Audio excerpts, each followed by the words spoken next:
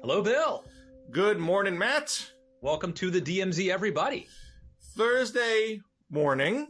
It is September 16th.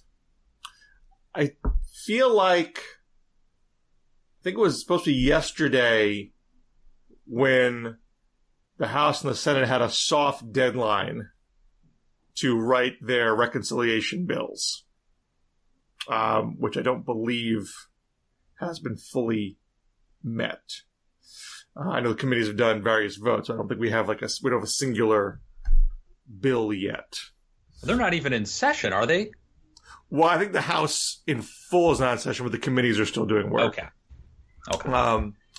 But we did have a game-changing development in the reconciliation process when Congresswoman Alexandria Ocasio-Cortez went to the Met Ball and wore a dress. That changed the game, right?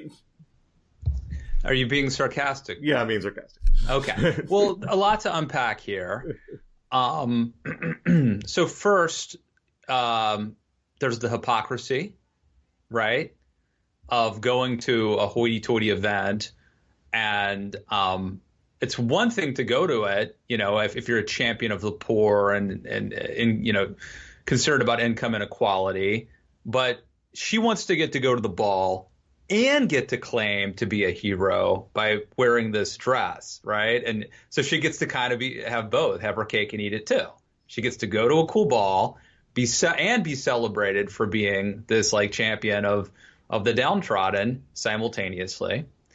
And I think there's some question as to whether you can accept a gift. It's like $30,000, I think, is the price of admission to that event. But what's your take on this, Bill? Well, I'm pro fun. I'm pro parties. I was never a sourpuss about the White House Correspondents' Dinner. I don't think you're a bad person if you're on the left and you're invited to a nice event. You get to go. I don't think that makes you a hypocrite. You don't have to live like a pauper to be on the left. So I don't think she's a bad person for going, and I don't think she's a bad person for wearing something that makes a statement. I mean, I think people are allowed to make statements.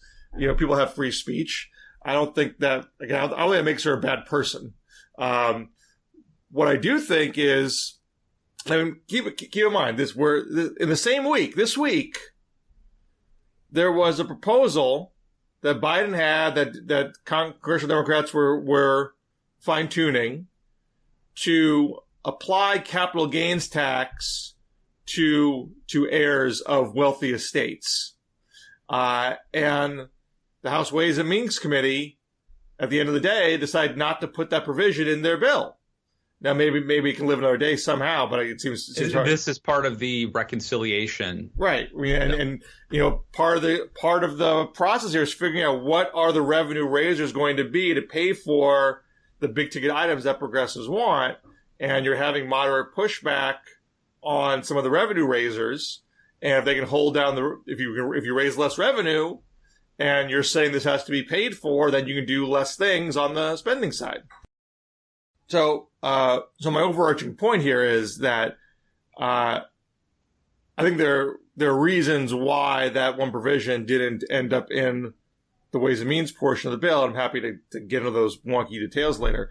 My point is, just saying tax the rich doesn't help you tax the rich. Like it is far more complicated. Tax reform is a far more complicated legislative minefield.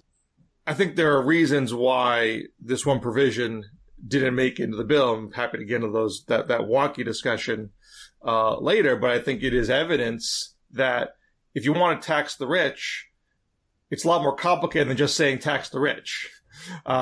It's not. It's one thing if you're a year out from the legislative process and you're trying to build up some momentum for taxing the rich. You're in the middle of the game. You're in the middle of the sausage making. The hard work is being done right now, and there are special interests swooping on Capitol Hill, there's lobbyists everywhere trying to get into the weeds of the bill and make it more favorable to them.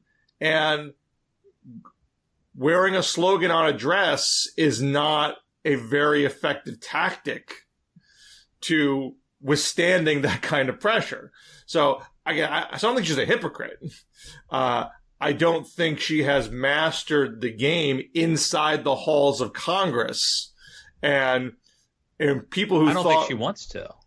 Well, I don't think she cares. I think I think there's a sort of pro AOC argument and an anti AOC argument here, right? So the pro AOC argument is she doesn't actually care about winning a short-term legislative battles. She wants to change the culture. She wants to make it cool to be a progressive or a socialist and to want to tax the rich. And then she's achieving that. She's accomplishing that.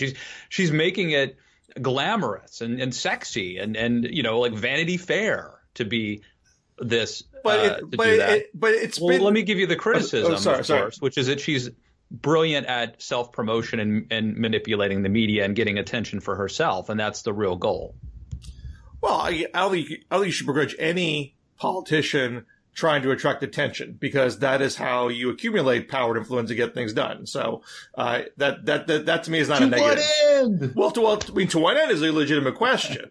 But I think that's like, I would put that critique much more on, say, a Madison Cawthorn, who doesn't seem to be about doing anything of substance. I mean, AOC wants to do certain things. She does have policy goals she wants to achieve. And so the fact that she can garner attention for herself in order to achieve those goals, that to me is not, that's not evidence of weakness. That's evidence of strength, that she can do that much. I do think she has not developed mastery of the inside game, which right now is really the important skill. Okay, but I would say that, I guess the point I'm making is that AOC is like Madison Cawthorn, or what was it, Matt Gaetz, who said, like, if you're not getting on TV, you're not legislating, or something to that effect in Vanity Fair. I think that there is a trend amongst AOC and Madison Cawthorn and Matt Gaetz, that this new generation, that it's about image and attention and publicity, and they don't really care that much about getting in the weeds and making the sausage, or whatever the analogy is. And maybe to a certain degree, they're right in terms of becoming celebrities themselves. But I think the question is, are they right in terms of changing the narrative in the long term? Maybe they have a point. Well, I think in the case of AOC and Tax the Rich is already very popular.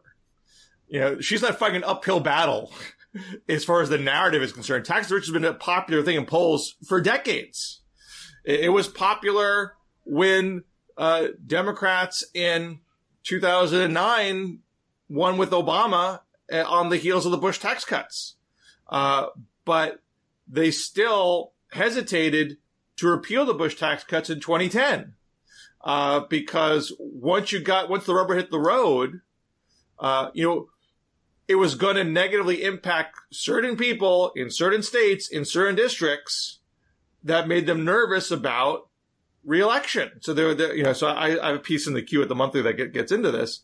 In 2010, you had Barbara Boxer and Patty Murray. These are not moderates, but they repped West Coast states, blue states, with a good number of very wealthy liberals. And they were nervous about going into the 2010 midterm having jacked up people's taxes. And this is also in the middle of the recession still. So Harry Reid didn't put that on the floor, even though there was a strategy memo by James Carville and Stan Greenberg, two big Democratic operatives, saying, look, the polls show this is a favorable issue for Democrats. The polls show Democrats have an 18-point margin on repealing the Bush tax cuts, at least in part. This is one of your strongest issues. You should lean into this. But what makes sense in the aggregate doesn't always make sense, at the micro level. So to get down to like this particular case right now with the capital gains tax, so-called step-up in basis, where right now, if you you have an estate and you die, your heirs don't pay capital gains tax at the point of death. They can push it off for later when there's an actual, forgive me for botching this, I think when there's an actual sale of the asset. And Biden was saying, no, it's not the sale of the asset. It's at the point of the inheritance, the point of death. And we're also going to raise the rate on that tax to boot. Although now that generated the typical anti-death tax argument. Oh, what about the poor family farmer? This is not just going to hit these mega wealthy people. These family assets they want to pass down their generation to generation. They're going to be caught up in this. And Democrats said, okay, we'll do an exemption. We'll do an exemption for the first $5 million of the asset for a single, or $10 million for a couple. That really should, this is not about the humbly family farmer anymore. And, Jonathan Chait had a big piece in New York Magazine how Heidi Heitkamp, who the former Democratic senator from North Dakota, 6 months ago, and this is actually covered first by Alex Sam at the American Prospect, 6 months ago said, this is a total scam. This is a giant loophole. We got to get rid of this. All of a sudden, she's fronting a nonprofit funded by dark money saying this is terrible for family farmers and small business owners. And Chait got her on the phone saying, look, there's an exemption here. What are you complaining about? And she was like, well, even if there is an exemption, people don't believe it. And so it's bad politics. And this drove Chait up the wall. Like, well, it's because people like you are telling him. This is like that's like when Ted Cruz said that because people thought the election was stolen, that we had to like postpone certification or something. Do you remember that story? Yeah. Because people thought, and it's like, well, people think it's stolen because you say, people like you. But here's a more charitable explanation for that, okay? Because the Wall Street Journal had a piece about people in Abigail Spanberger's district, Central Virginia, some big farms there, and she went on tour meeting with constituents, and she heard concern about this provision, and they talked to one owner of a horse breeding farm. So now, if you're in a horse breeding farm, and I don't know this guy's exact situation, I'm guessing he's not a poor, humble family farmer. A horse breeding farm is usually a pretty upscale operation. Nevertheless, constituent, a voter, and he said, stepped up in basis. Once you start messing with that, get rid of that. That's really going to make family farmers very nervous. And think about it this way. You could tell somebody, look, I'm crafting this bill that's not going to affect you. And I don't even know how big this family farm is, if it would qualify for the exemption or not. You can say, look, here's the legislation. Here's the letter of the law. It's not going to affect you. Well, how can you say for sure it's not going to affect me when you change the law next year, the year after that? Mm-hmm. You've now, meddled with the principle. I think that's a legitimate argument.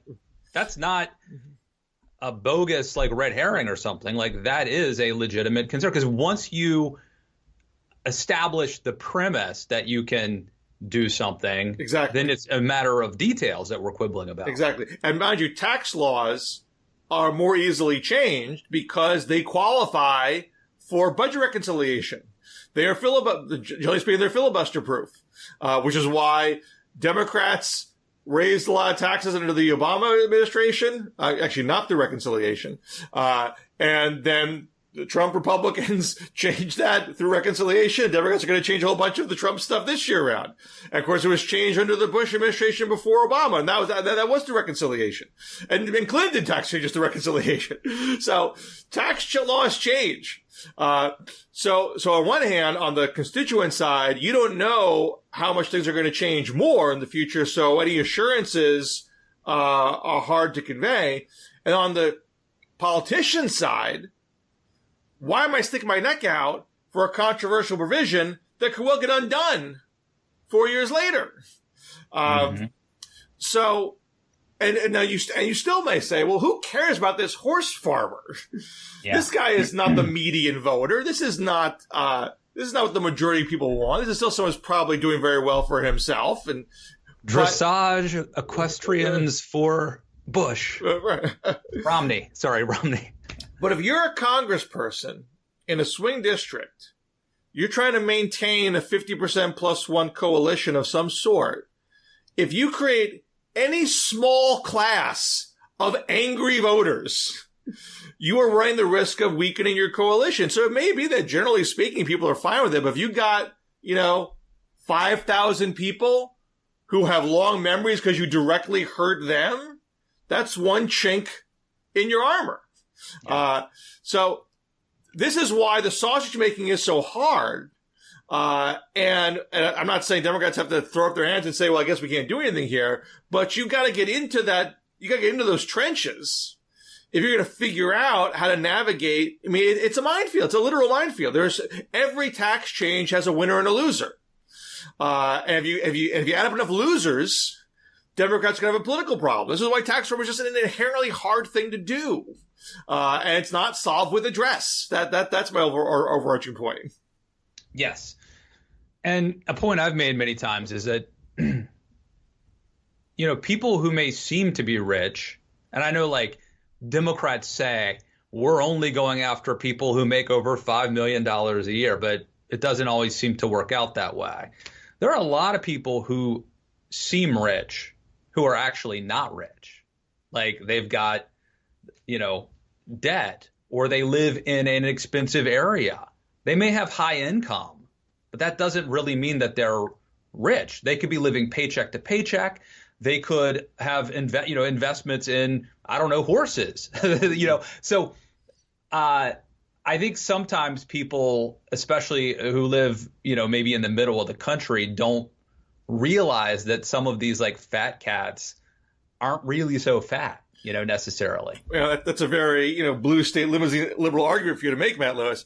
But this is also part of the whole SALT debate going on right now, where you have a handful of Congress people, New York, New Jersey, California, generally speaking, saying we want to get that state and local tax deduction back because we live in higher tax states, and this is unfair that our constituents are getting penalized. And a lot of progressives, even though this was cut under the Trump tax reform bill, but there was a faction of progressives that were cheering it on, saying, yeah, screw these upper middle class New Yorkers and New Jerseyites and Californians. They should pay higher taxes. But there may be enough of them in the Democratic Party that they can say, look, you can't pass this reconciliation bill unless you give us some kind of relief on SALT and perhaps repeal the entire thing, repeal the entire cap. These little debates are happening right now. There's a lot of focus on Joe Manchin and Kyrsten Sinema, but more of the action right now, probably because the House are the people who are actually drafting the bill. The Senate isn't doing a lot of drafting at the moment. The first vote's going to be in the House. The committee votes are happening in the House. You have individual people in different districts with different geographic or demographic concerns, causing problems. We have this issue with drug pricing. Empowering Medicare to negotiate with lower drug prices, and you had 3 Democrats, and I think it was Ways and Means. Forgive me if I'm getting the committee wrong. That said, no, we're not going to do it, and that could not pass the committee level, although the provision passed in a different committee, so it still might end up on the floor. But if those 3 say, "Look, we're not going to vote for this whole thing over this issue," that puts the whole bill in jeopardy. I think they can lose 3, but not 4. And so you have Democrats saying these people are under the thumb of big pharma, the farmer lobby. They've been bought and paid for, and maybe that's true. I actually don't know what's going on in their districts on this score. Is there some pharmaceutical company in their district that they have to look out for, not just for the fat cat CEOs, but for the workers in these industries? Because the argument against Medicare being able to play hardball with the pharmaceuticals is that if the pharmaceuticals take too big of a hit, then they can't innovate. That's the argument that they give. Of course, progressives would say that's a bogus argument. These guys are sitting on tons of cash. They can cough up a little bit more. But that's the argument. And they may be more sensitive to the argument if you're in a district with a big pharmaceutical company in it. So these are the tough battles happening right now. And it does make me skeptical that this is going to get resolved in short order. And you do have this September 27th deadline when the bipartisan infrastructure bill is scheduled to come to be for a vote in the House. And all likelihood, reconciliation is not going to be done by then. Yeah. And you could see how this big $3.5 trillion thing, if it does get done in a sort of slapdash fashion, could have consequences, either political consequences, angering portions of the Democratic coalition, upsetting people, or, substantive, whether that's something like sparking inflation. It could be down the road. Look how fast that we were able to develop vaccines, I guess based partially on the profit motive. Also government funding played a big part there. So you could see how when you start to try to push through something this big and sort of cumbersome and just pack in things quickly and meet this deadline, you could have substantive problems and political problems. Well, that's why, almost every Democrat has the ability to slow it down. And several are, not just Manchin, not just Sinema. Different pockets, different places for different provisions are throwing their red flags and seeing what kind of leverage they can accrue to shape the bill. And I could not tell you how this is all going to shake out, how much these moderates are going to be able to hold down the amount of revenue that will be raised, which then has direct impact on how much spending they can do and how many new initiatives they can put in the bill. It strikes me as being pretty early in that process. So what does that mean for the bipartisan bill? Like, it sounds to me like you think September 27th is probably not going to happen for the reconciliation bill. Correct. What happens to the bipartisan infrastructure bill, which is already passed the Senate, right? It's passed the Senate. So the question is, can it pass the House as is, without any changes, and go straight to Biden's desk? Will the House pass it? Will Pelosi send it? If Pelosi sends it, then it becomes law within 10 days, whether Biden signs it or not. So the question is, would Pelosi pass it on? And it's hard to predict because you certainly have, I believe on record, 10 or 11 Democrats in the House saying there's no way we're going to pass the bipartisan bill if the Senate hasn't passed the reconciliation bill. The one reason why I say 10 or 11 is I think one of those 11 actually the House has to pass it first, not the Senate. Minor point. But it's very possible the House wouldn't even pass reconciliation by then. So if those 11 follow through on their stated commitment, AOC and Pramila Jayapal have suggested that the number is bigger than that, but we don't have hard numbers beyond those 11 who put it on record. If they follow through, and I assume they would, I don't know how many Republicans are going to come on board to offset it, to potentially offset it. You had Brian Fitzpatrick say the other day, well, I thought I had up to 40 in August. Now it's all kind of jumbled up with reconciliation, and my guys don't want it linked, so I don't know if I still have that. I got to go do my whip count again. And that was several days ago, and I haven't heard any fresh numbers. So do Republicans feel like these things are in effect linked because the legislative drafting process is moving forward in earnest? Yeah. Or do they say Democrats can't figure out what to put in this thing? It's not baked, and this bipartisan bill is baked. I can more comfortably vote on this now, knowing that this is truly delinked from the other bill. No, I would also say, Bill, like normally I'm against political gamesmanship, and I see it as very destructive. But in this case, it would make sense to me, like if I'm a Republican and I might have voted for the bipartisan bill a few months ago, let's make the Democrats actually pass, muster enough votes to pass it. Like they've got the majority. this is their president, their bill. Like, why would I want to come and rescue them politically at this moment? Well, I think the tough calculation for Republicans is if they said we're not going to help, we're going to sit in our hands and we're going to try to maximize Democrats in disarray. That could have the opposite effect, where Democrats say, hey, we're trying to be bipartisan here. Now you guys, we set up a standalone vote. We got this deal linked. You moved the goalpost. You're being disingenuous now. Forget this whole deal. We can do the whole kit and caboodle and reconciliation without you. We're going to do you a favor. You can go home and say, you got some roads and bridges in your districts. Now forget it. Democrats, if they can get their own ducks lined up, have the power to do that. They have the numbers to do that if they can reach their own consensus. And that might be easier if Republicans move the goalposts.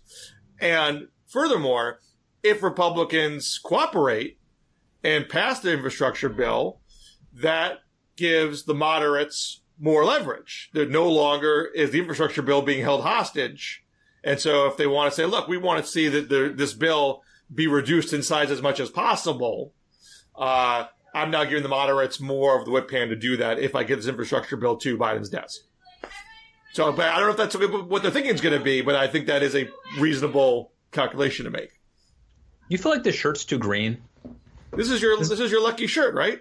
This is a shirt that I wore on Bill Maher many years ago and aroused controversy. And I think there's something about it that, like, with lights on camera, it looks like much brighter than everything else. So, who do we have here? Mr. Jingles? It's Mochi. Mochi's a fluffy cat.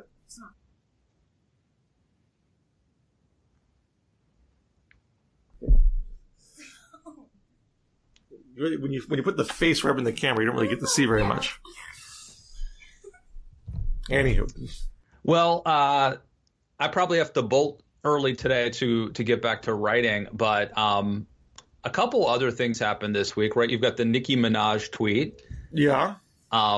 Which I think is interesting. If you take that in the AOC dress, you could really ask, like, how serious are we as a society? Well, and Tucker then brought on Jim Brewer, America's treasurer, Jim Brewer, who was complaining that he wasn't going to do shows if in venues that mandate vaccinations. And there you go. I can't say either celebrity is my guiding light for public health concerns. Which brings us to the actual big news of the week, the death of Norm MacDonald. I'm going to try to be respectful in this moment, Matt Lewis. So I want to try to be respectful in this moment, Matt Lewis. I don't want to be rude or insensitive, but he was not my favorite SNL performer. I'll just say that. I'm listening to his audiobook now, which he narrates and is quite good so far, I can tell you. I understand it hits a little different now that we know that he had cancer and he passed. Yeah, and it's very deep. It's a lot deeper and introspective than I would have thought. I can tell you, I remember seeing his movie Dirty Work, like loving the commercial and the concept. You hire these guys to, like, do your dirty work for you. Did you see Dirty Work? What's that? Did you see Dirty Work? I did see Dirty Work, when it came out, and I remember being very disappointed that it wasn't that good. But I always generally liked him. But I didn't understand the level of, like, love that some people had for him. I always liked him, thought he was funny, but that he just didn't quite didn't quite rise to the occasion. I mean, maybe it's not the time for a deep searing critique of the Norm MacDonald, canon. I think he always had a hard go because I guess he was after Kevin Nealon on Weekend Update. It was Dennis Miller, Kevin Nealon, Norm MacDonald. Kevin Nealon wasn't that great on Weekend Update either. Dennis Miller is like your pinnacle for Weekend Update, and it just kept going down, from there. And I think people rightly credit Norm MacDonald for being brutal on O.J. Simpson in Weekend Update segments. And there's a sort of different analysis. I think he was arguing that he got fired because he was being mean to OJ, and the NBC executive was friends with OJ. Whereas I think the other story is that he just thought the guy wasn't that funny, period, and fired him for that reason. I obviously you certainly can't fault the guy for being harsh on OJ, but I don't think he was the strongest Weekend Update anchor overall. He has a certain acerbic quality where, like, deployed in the right circumstance, really hits the mark, but didn't always hit the mark. It was like a David Letterman sort of dry humor. I don't know how to describe it otherwise, but I liked him, and I will say, I mean, again, I'm still in the first few chapters, but the audiobook is quite good, and I think that's the way to go with his narration as opposed to just reading it. It's a very interesting memoir. Now, I assume that your Norm MacDonald fan, generally speaking, leans to the right. He was kind of a politically incorrect comic. One clip I saw being passed around, like, this amazing Norm MacDonald clip on The View, and I watched the clip and he's like, he's calling Bill Clinton a murderer. He's just saying it's like a matter of fact. Everyone's like, no, he is not a murderer. He's like, really? I heard he was a murderer. I heard that was established. I'm like, this is well, not... I think to the degree it's funny, it's that he goes all in and is shocked that there's pushback. Right. You know what I mean? It's the commitment to the gag. But I'm watching, like, it's not clear whether this is a gag or if he actually is a conspiracy theorist, or some combination of the two. So the fact that he went there on those types of subjects, I'm sure is endearing to a certain stripe of conservative. Here's the thing, though.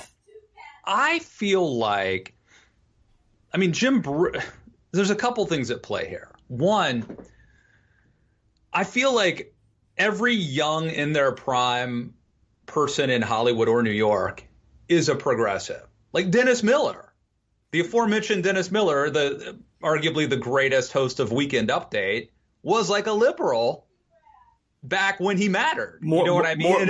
Certainly more so than today. Well, it's like people always find Jesus when they hit rock bottom.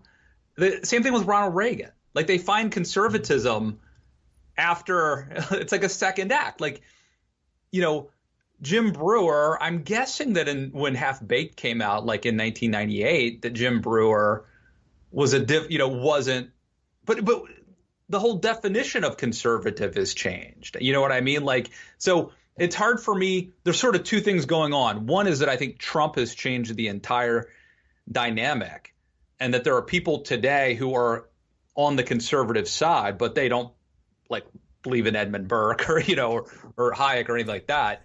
But then the other thing is that people, as their careers go on and they fall out of, so like, I guess this is a long way of saying, like, back in the 90s, Norm MacDonald probably would not have been considered conservative, right? Like, I think that people who heard his comedy would have said, like, that is, if you're a conservative and you heard his comedy back then, you would have like thought that it was like, crude and perverse and unconservative, and that liberals probably liked him better back then, right? Well, I just don't think Norm MacDonald, like in the 90s had a great fan base.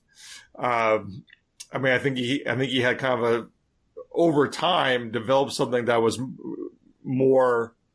I think he built a fan base over time in the aftermath of that, bit by bit, going on talk shows, going on Conan, going on Letterman. And he also, I think people did like the Turd Ferguson character, the Burt Reynolds Turd Ferguson character in Celebrity Jeopardy. But I don't think he had the same kind of fan base that Dennis Miller had. And Miller was generally going after conservative targets on Weekend Update. And I don't think did too much in a politically incorrect vein then. There's two Miller memories I have. One was neither actually on Weekend Update. One was on Comedy Central. There was like a live State of the Union play-by-play thing. And this was when the Republicans took over the House in 95. And Dennis Miller there was like a pan out to the whole of the House. And Miller said, "It's like the elders from Footloose. Let the kids dance." And also around that time, actually it was actually 92. I actually saw Miller live. It was on a bill with Spade and Jon Stewart. And Miller was all in for Ross Perot in his stand-up act. That was the exact kind of crazy that I want sitting in the Oval Office. So it was at a point where you weren't sure if he really meant it or not, or it was just a joke. But of course, seeing where he went from there, now I look back, I was like, it definitely wasn't a joke. He definitely was a Ross Perot guy. So I think he was moving, or he had this latent, disrespect for Democrats early on, but just hadn't really manifested in full until later on. So I think one of the things that Trump changed was, I do think it used to be that like Hollywood, and I'm using like Hollywood as like the music industry, and I feel like there is more diversity now, like where let's go back to Nicki Minaj, like she like tweeted like, I guess Tucker Carlson said something good about her or was supporting her anti-vaxxer stance. Right. And she like tweeted it out, you know what I mean? And and people were pushing back, like he's a white supremacist. And she like tweeted something. It's hard for me to understand exactly what she means when she tweets anything, because it's very cryptic, but I took it to be her saying like, I'm not beholden to either political party, man. But that was my interpretation. It was kind of hard to put it together, but that's what I think she was saying. And I do think that one consequence, look at Kanye West would be another example. Like for better or worse, I think there's like more diversity now. When the Republican Party was like a Mike Pence party, it was easier. Ironically, it was easier to make fun of Republicans for Hollywood than Trump is sort of them in some ways. So it's an interesting dynamic. Well, I don't know what it has to do with Norm MacDonald. Was more that I'm uncomfortable talking about Norm MacDonald at this moment in time. But I think we've talked about this before. Conservatives hate celebrity politicians until they're on their side. And now any celebrity that's being vax skeptic is being embraced by right-wing skeptics, like Tucker Carlson, who's probably vaccinated himself for all I know. But he clearly is pushing that line publicly and has no hesitation bringing on a Jim Brewer, who is obviously not back in the day, why are we listening to these celebrities? They don't know anything. They aren't experts. They should go shut up and play basketball. They should go shut up and do their movies. Jim Brewer is not Anthony Fauci. He's not a doctor. He's not a public health expert, but by all means, bring him on and pontificate about vaccines.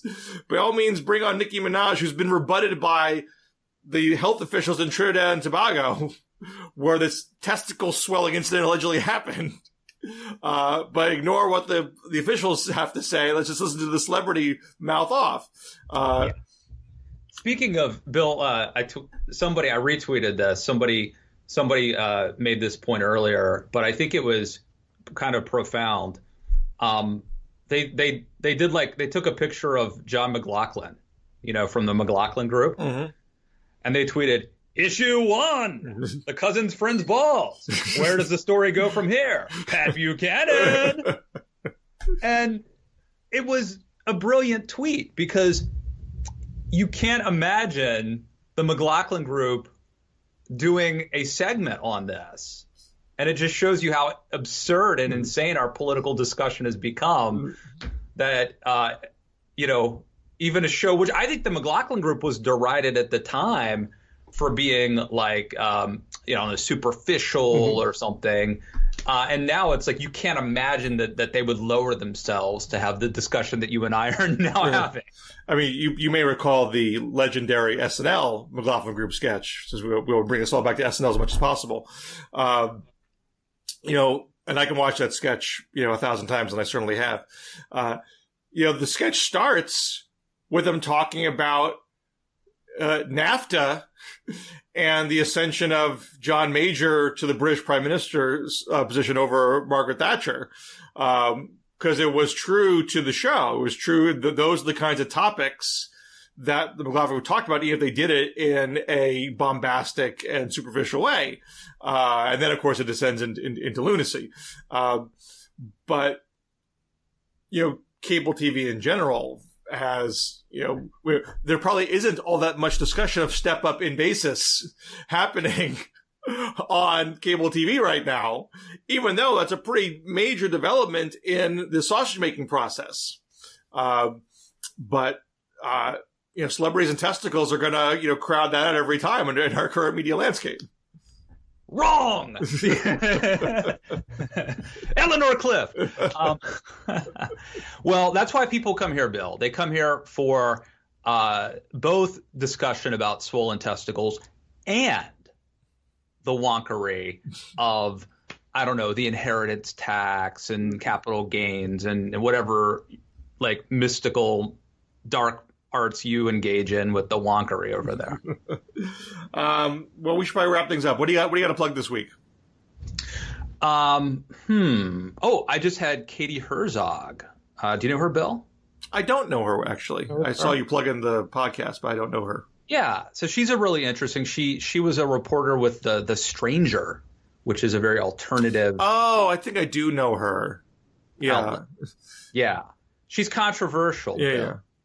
She's a lesbian that people call anti-trans. Mm-hmm. So we just had a discussion about Nicki Minaj and AOC that was a little different than this. She revealed during our discussion that she was a member of an all-girls fight club in college. So definitely check that out. I need to post the audio. Bill, I have a YouTube page where I put the videos, some of these videos up, so people could go and subscribe there if they want. I think this is youtube.com/Matt Lewis, I think. The audio will be up later. Before Tuesday, I wrote a piece for the Washington Monthly about the Boston mayoral race. They had their preliminary on Tuesday. And progressive candidate Michelle Wu came out on top, and a more moderate candidate, Anissa Asabi George, I'm sure I'm pronouncing her last name wrong, came in second. Three African-American candidates actually came in third, fourth, fifth, including the acting mayor, Kim Janey.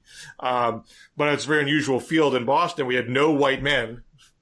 There's never been a non-white man what's that? It's not a big college town. Right. There's never been a non-white male elected mayor. We have an acting mayor in Boston who's an African-American woman because Marty Walsh was the Labor Secretary. Let me just say that's a Spinal Tap joke about Boston. It has nothing to do with the fact that only white men go to college. Because as we just learned from the Wall Street Journal, they don't, actually.